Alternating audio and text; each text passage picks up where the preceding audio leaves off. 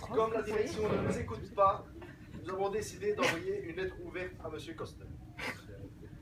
Nous y dénonçons le départ, contre leur gré, de nos meilleurs éléments. Nadine, Chantal et Bernard. Prenons d'ailleurs ce dernier comme exemple. Bernard est entré en 1976 à l'Urbaine, où il avait promis de faire des étincelles. L'Urbaine n'avait pas compris qu'il voulait parler de son club de foot, où il a mené une brillante carrière de joueur intraitable à secrétaire intransigeant, et vice-versa. Il est où, Bernard? Il n'est pas là. Il était parti. On verra ça comme une répétition.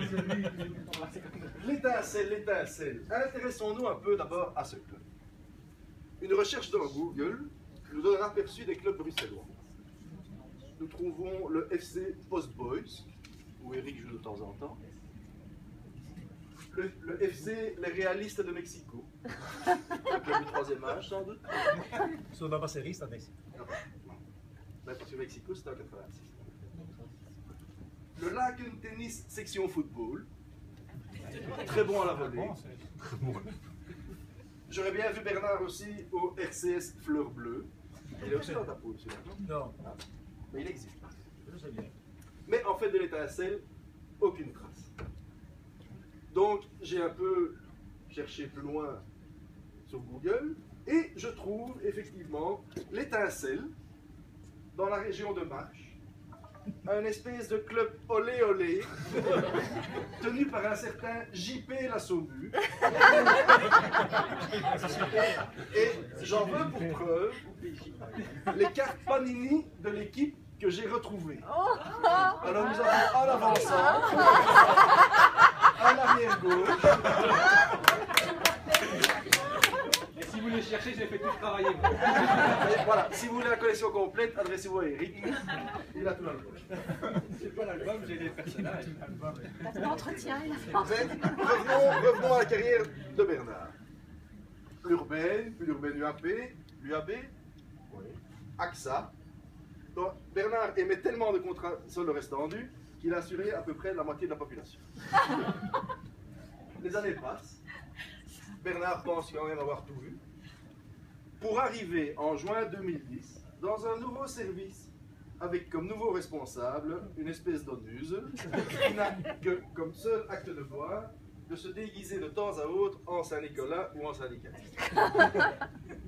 Par respect pour la famille, on ne citera pas son nom. Il ne peut pas des petits déguisés aussi en âme de temps en temps pour Saint-Nicolas, c'est ça, surtout, non? Pour ajouter à son malheur, Bernard se retrouve avec Chantal de... Pardon, excusez-moi.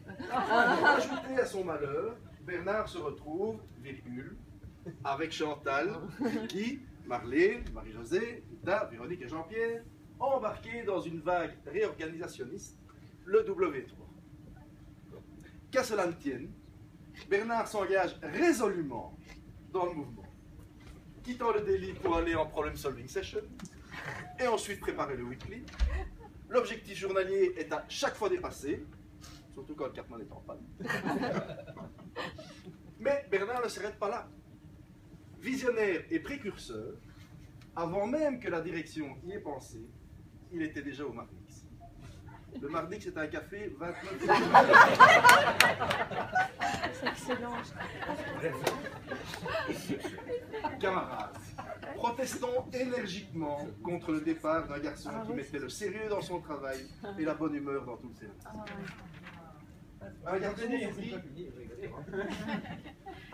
Un garçon sur qui on pouvait compter, qui s'est adapté aux différents changements, parfois quand même un petit peu en râlant, mais et qui était toujours là pour réaliser les objectifs. À côté du travailleur, il y avait l'homme, d'un côté discret, mais n'hésitant pas entre deux chansons ou deux petits sifflements, à être un peu grinçant ou caustique, mais toujours avec l'humour. Sans avoir l'air d'y toucher, il y avait toujours une petite attention pour l'un ou pour l'autre. Camarades, en même temps que cette lettre ouverte, je vous signale que je me suis adressé à la centrale pour qu'elle appuie les dispositions gouvernementales sur la disponibilité des précautions. Parce que, je te dis, Bernard, il y a encore la place au BFI. Alors voilà. Bernard, de la part de l'ONUSEL, dont on n'a pas cité le nom, et de nous tous, merci et bon. Ah.